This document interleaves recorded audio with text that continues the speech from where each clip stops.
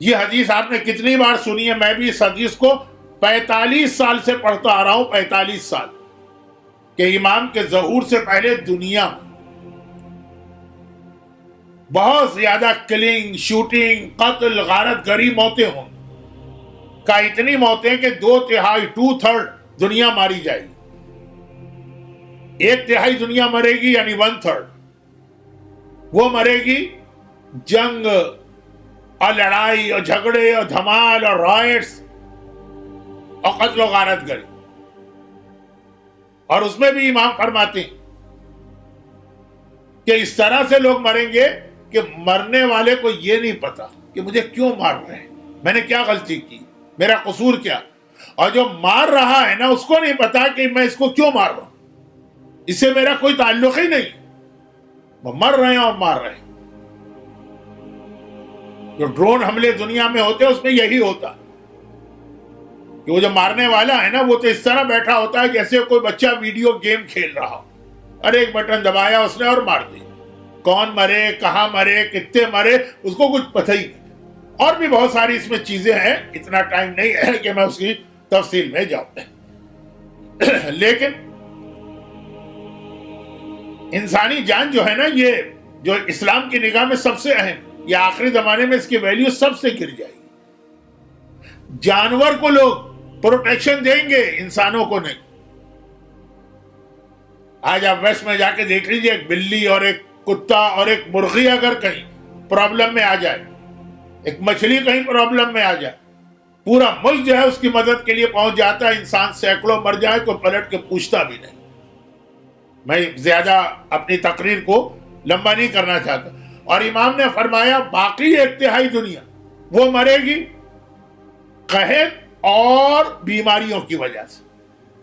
قحط یعنی کھانے پینے کی چیزیں نہیں رہیں، اللہ ہر ایک کو اس سے بچائے۔ ایک وقت یہ آتا کہ آدمی کے پاس پیسے ہوتے ہیں، ڈالر ہیں، پاؤنڈ ہیں، سونا ہے، چاندی ہے، روٹی نہیں۔ وہ اپنے ساری دولت دینے کو تیار ہے، روٹی نہیں ملتی۔ افریقہ ایک ایسا علاقہ ہے کہ جہاں کی سب سے بڑی خوبی یہ کہ یہاں پہ ابھی تک زمین جو ہے بہت زرخیز ہے، تو بہت فصلیں وغیرہ کھانے پینے کی اتنی کبھی شارٹیج نہیں ہو پاتی۔ وہ ایتھوپیا وغیرہ کو چھوڑ دیجئے، لیکن اوورآل میں بات کر رہا ہوں۔ غربت میں گزارا ہو جاتا ہے اگر پیٹ میں روٹی، وہ دولت بیکار ہے۔ میں نے اپنی آنکھوں سے وہ منظر دیکھے، ٹائم نہیں ہے کہ میں اس کو آج کی تقریر میں بتاؤں۔ جب جنگیں ہوتی ہیں نا، پورے لوگوں کے سوٹ کیس نوٹ سے بھرے ہوئے لے کے بھاگتے ہیں، کہیں پہ ان کو روٹی دینے والا کوئی نہیں ملتا۔ تو کہا آخری زمانے میں ایسا ہوگا کہ لوگ اس سے مریں گے، بھوک سے اور بیماریوں سے، اور نئی نئی بیماریاں آئیں گی جو کبھی انسان نے سنی اور سوچی بھی نہیں۔ اب وہ بیماریاں خود آئیں گی یا اس کے بھی پیچھے کوئی دشمن اسلام ہوگا، وہ ایک الگ موضوع ہے۔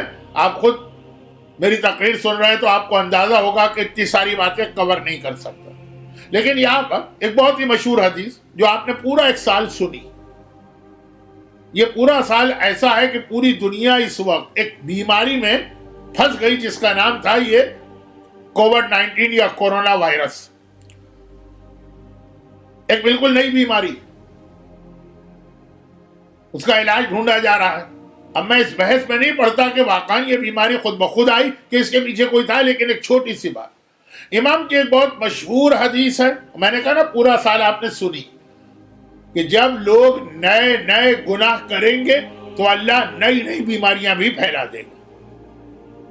تم گناہ نئے نکالو گے تو تمہاری مصیبتیں بھی نئی ٹائپ کی آئیں گی۔ اب مثلا پوری انسان کی تاریخ میں حضرت آدم سے لے کے آج تک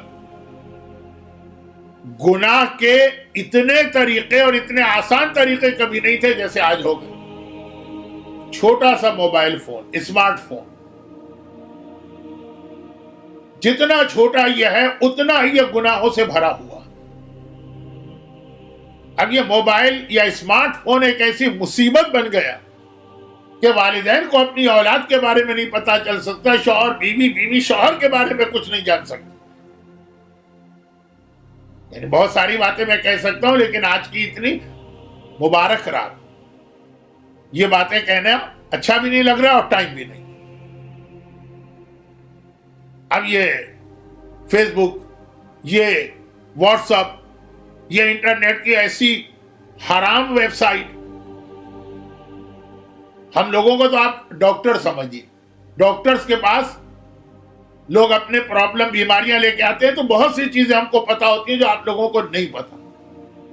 کتنے گھر ٹوٹ رہے ہیں، کتنی شریف عورتیں بے حرمتی ہو رہی، کتنی شوہردار عورتیں جو ہیں وہ فعل حرام اور گناہ کبیرہ میں مبتلا ہو رہی، والدین جس بچوں کو نماز شب کا پابند سمجھ رہے ہیں وہ کیا کر رہے ہیں رات کے وقت۔ ایک چھوٹا سا موبائل اتنے سارے گناہ اتنے آسان کر دیے۔ پوری انسان کی تاریخ میں آدم سے لے کے آج تک گناہ اتنا آسان کبھی نہیں تھا جتنا آج ہو گئے، اور اتنے نئے نئے قسم کے گناہ، بیماریاں بھی اللہ نئی نئی معاشرے میں پھیلائے۔ جو لوگ اس سے بچے ہوئے ہیں وہ غنیمت سمجھیں کہ ہمارے علاقے میں بیماری نہیں ہے یا بہت کم ہے، تو اللہ کا احسان ہے، تو اپنے آپ کو گناہوں سے بچاؤ۔ تو ظہور امام سے پہلے 1/3 آبادی مرے گی بیماریوں سے، جو ہو سکتا ہے گناہوں کی وجہ سے آئی اور قحط سے۔